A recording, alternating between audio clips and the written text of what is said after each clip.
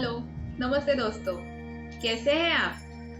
I hope आप सभी ही स्वस्थ और मस्त है और अपनी सेहत का पूरा पूरा ध्यान रख रहे हैं। इस वीडियो में मैं आपको जानकारी दूंगी आयुर्वेद में मौजूद कुछ ऐसी गिनी चुनी औषधियाँ जो आपके घर में अभी मौजूद रहेंगी तो आपको बहुत ही फायदेमंद होंगी। अभी इस कोरोना काल में हमें सबसे ज्यादा डर किस बात का लग रहा है? सर्दी, खांसी और बुखार। तो आयुर्वेद में कुछ ऐसी औषधियाँ या कुछ ऐसे हर्बल कॉम्बिनेशन बताए गए हैं जो आपको किसी भी, सिर्फ कोविड में भी नहीं, बाकी ऐसे भी अगर आपको सर्दी, खांसी, बुखार होता है और तुरंत ही आप उसको चालू कर देते हैं लेने के लिए, तो वो आपको काफी मदद करता है। आपका इन्फेक्शन बढ़ेगा ही नहीं, आप उसको पहले ही मात दे दोगे, ठीक कर सकते हो। तो प्राइमरी लेवल पर आपको थोड़ी सी भी हल्की सर्दी खांसी हो रही है, गले में खराश हो रही है, तो ये आप दे सकते हो।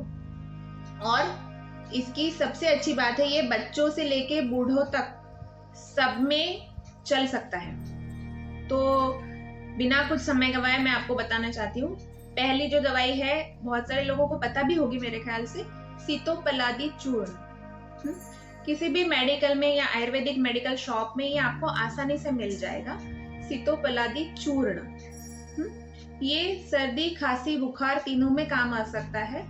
स्पेशली खांसी, अगर ये पाउडर आप 1 टेबल स्पून लेते हो और उसमें शहद मिला के अगर आप उसको चाट लेते हो, अगर 3 बार लेना है तो 1 टीस्पून जितना लेना है, 1 टीस्पून 3 टाइम्स अ डे, लेकिन शहद के साथ उसको चाटना है। ये गले में लगना चाहिए, तो आपका थ्रोट इन्फेक्शन तुरंत कवर हो जाएगा और आपकी खांसी, बलगम वाली खांसी में भी वो काफी लाभदायक देगा।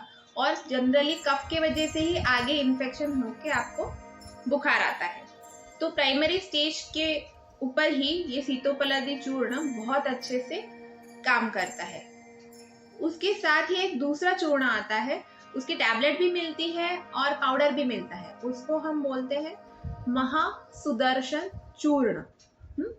ये बुखार के सबसे बेस्ट दवाई आयुर्वेद में बताई गई है। तो आप सीतोपलादी चूर्ण और महासुदर्शन चूर्ण का कॉम्बिनेशन बना के घर में रख सकते हो। महासुदर्शन चूर्ण बहुत ही कड़वा रहता है, तो आपको क्या करना है, अगर आपने 5 चम्मच सीतोपलादी चूर्ण लिए हैं तो 1 चम्मच उसमें महासुदर्शन चूर्ण मिक्स करके रख दीजिए।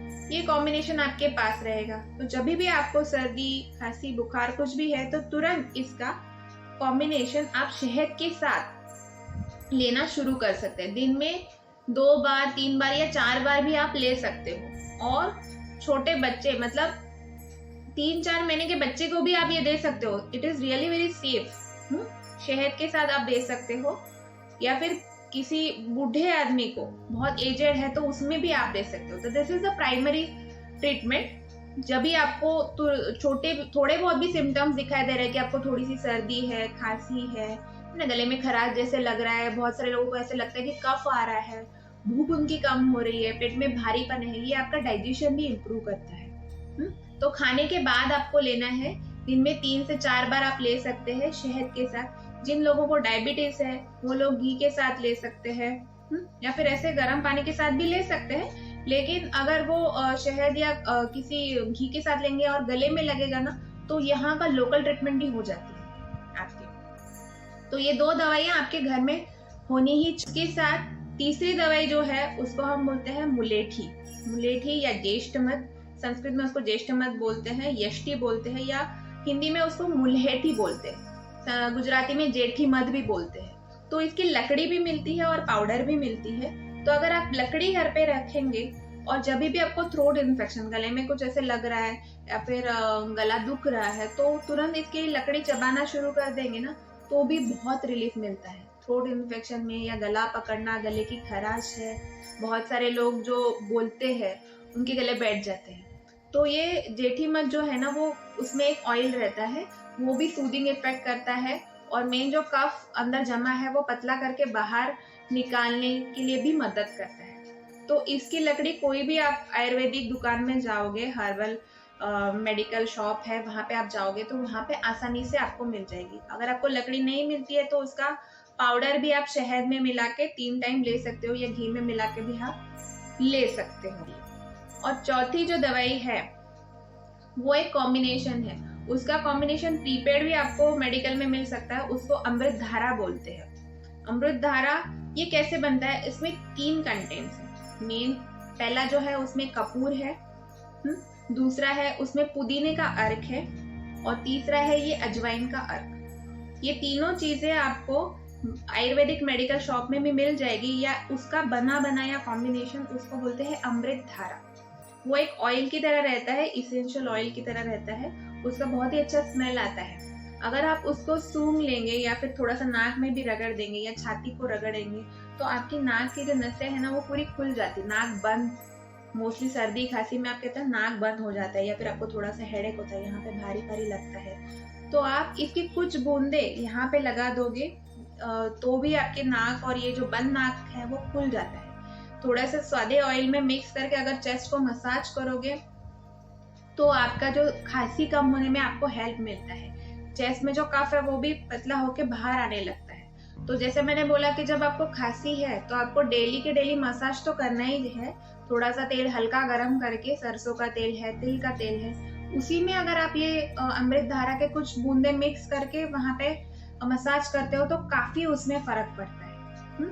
आप आपके रुमाल पे डाल के सूंघ भी सकते हो, यहाँ पे डाल सकते हो, आप जिस तकिए पे सो रहे हो उसके ऊपर भी कोई ड्रॉप डाल सकते हो, या आपके मास्क के भी थोड़े से ड्रॉप डाल दे तो भी आपका नाक हमेशा खुला रहेगा। और ये भी बच्चों में हम यूज कर सकते हैं, थोड़ा डाइल्यूट करके तेल में, फिर उनके चेस्ट को मसाज कीजिए, उसमें भी काफी हेल्प देगा। तो ये 4 दवाइयाँ अगर आपके घर पे है तो नॉर्मल सर्दी खांसी बुखार में डरने की कोई भी जरूरत नहीं है, आप तुरंत ये चालू कर दो। तो उसमें आपको काफी पहले ही आपकी बीमारी कंट्रोल में आ जाएगी। और ये बहुत ही सेफ है, उसके कोई भी साइड इफेक्ट नहीं है। और ये कॉम्बिनेशन अगर आपने बनाया तो कम से कम 6 महीने तक वो एक्सपायर नहीं होगा। 6 महीने तक वो अच्छे से, फिर सिर्फ एक हवाबंद डिब्बे में आप भर के रखिए, और जब भी आपको लगेगा तो आप निकाल के उसका इस्तेमाल कीजिए। तो आज के वीडियो में मैंने आपको 4 दवाइयाँ बताई हैं। एक सीतोपलादी, महासुदर्शन चूर्ण, मुलेठी या जेठीमत, और चौथा है अमृत धारा। तो आप तुरंत इन चीज़ों को जमा करके घर पे रखिए आपके मेडिकल बॉक्स में, और इसका यूज़ कीजिए, और कैसे आपको फ़र्क पड़ता है वो मुझे कमेंट बॉक्स में बताइए। तब तक के लिए इतना ही, नमस्कार।